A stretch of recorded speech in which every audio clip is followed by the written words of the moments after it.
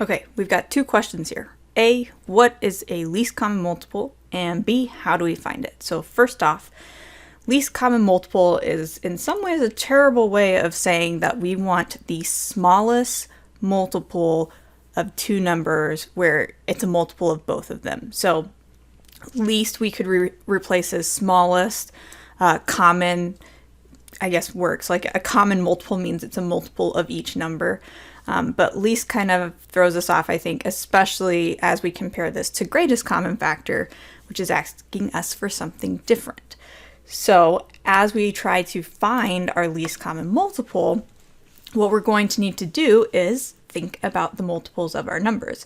So for instance, if I'm trying to do 6 and 8, one way to do it is to just, try to think of what 6 and 8 both go into. But the other way, and probably the faster way, even if it's more annoying, is to just start listing multiples. So multiples of 6 would be 6, 12, because this is 6 times 1, 6 times 2, 6 times 3, 6 times 4, 6 times 5. And you just want to do a few and then maybe switch to the other one, because you don't want to write out 10 of them and then realize it was the second one, right? So I'll switch to 8 and see if I find the least common multiple. You might be thinking, there, it's already there, I already know. And that's great. With smaller numbers like these, that is absolutely a possibility.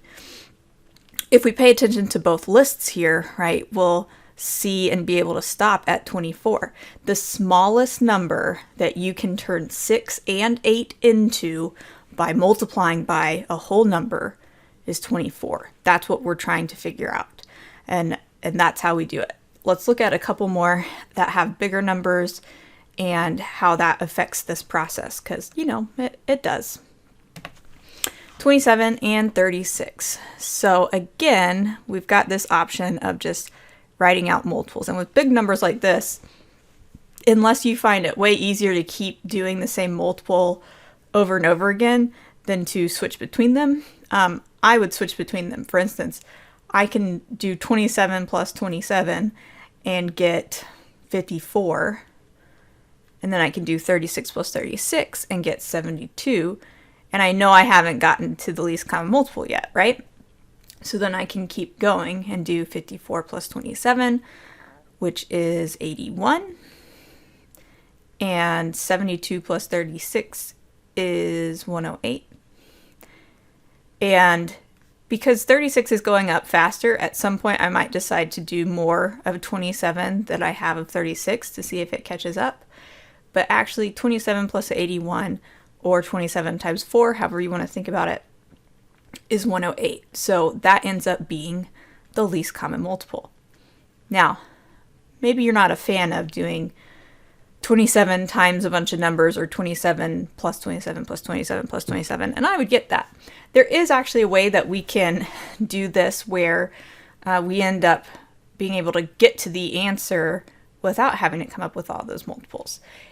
But we have to be able to break these numbers down into their prime factors. For instance, 27, if you make a little factor tree here, is 3 times 9 and 3 times 3.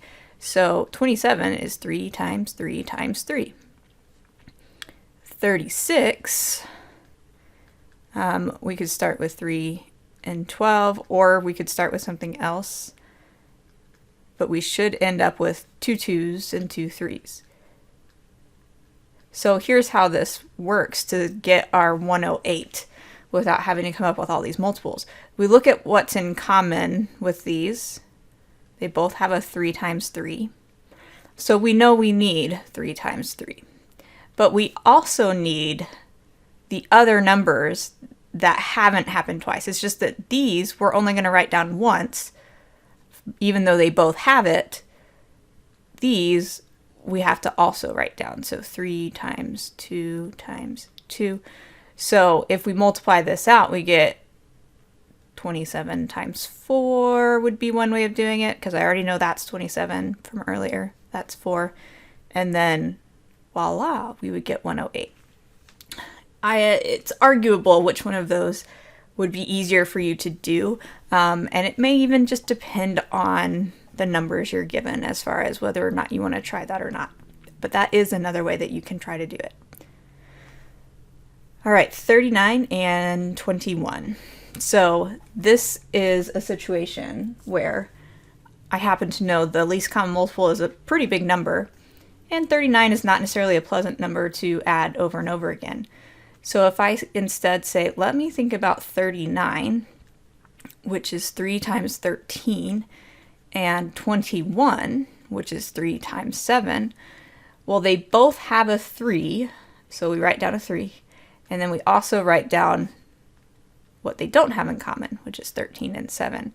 And I mean, this is going to take us some effort, right, to do, but I think this ends up being quicker than us writing down a whole bunch of multiples over and over again. Again, it kind of depends on where you're at. 13 times 7 is 91, and then we times that by 3, and we get 273. So that's our least common multiple. The other way to do it, of course, is to say I'm going to do 39. 39 plus 39 is 78. 78 plus 39. See, I already don't want to keep doing this, and you're probably feeling the same. 117, 156. I did decide to just add 40 and then subtract 1, so it's got that going for it. But see how far we'd have to get to this 273, and we've also got to do that with 21. So I feel like I'm trying to give you a sales pitch here on doing it this other way, and I guess I am, but if this way does not make sense to you, but this way does, well, guess which one you should use? You should use the one that makes sense.